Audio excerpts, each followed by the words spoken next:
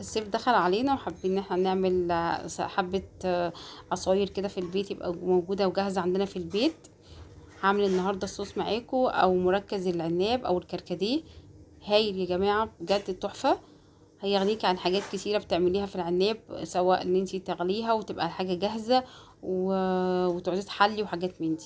نسمي الله كده ونجيب 3 كوبايات من السكر، نجيب 3 كوبايات من المية ونحطهم على النار في كسرولة او حلة كده مناسبة على حسب الكمية. الكمية بتاعتي هنا حوالي 8 كيلو من العناب، حابة تزودي ربع بيبقى طبعا ضعف الكمية اللي انا عاملاها.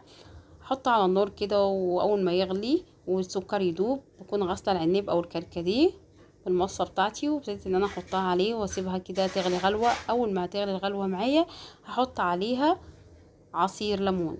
عصير ليمونه كبيره غلت معايا كده غلوه او اتنين، وابتديت ان انا اعصر عليها ليمونه عشان السكر بس ما يركزش او مثلا يسكر معاكي في العناب او الكركديه. وهدي عليها النار واسيبها حوالي تلت ساعه ونص ساعه لحد لما يركز معاكي العناب ويبتدي يتقل معاكي بالشكل اللي انت شايفاه ده. تقل معانا تمام. بعد كده ببتدي اصفيه. العناب اللي اتصفى ده اللي هو قطع العناب دي، ممكن على فكره ان انت تحطيها في حبه ميه ويبقى يعني عصير تشربيه في نفس الوقت.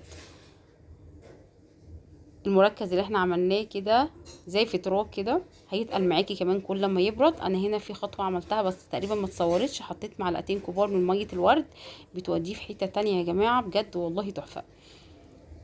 هحط كده في ازازه تكون معقمه ومغسوله كويس، هحط العناب او مركز العناب بتاعي وابتدي اسيبه يبرد، وبعد كده بقى احطه في التلاجة واقفل عليه كويس قوي. كل ما اعوز احط بقى قطع تلج كده واحط عليها بقى مركز العناب او الكركديه وازوده حبة مية، وبالهنا والشفا عليكي.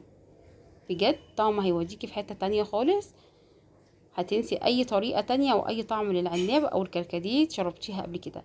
يا رب النهاردة يكون الفيديو عجبكم، هتوحشوني للفيديو الجاي. مع السلامة.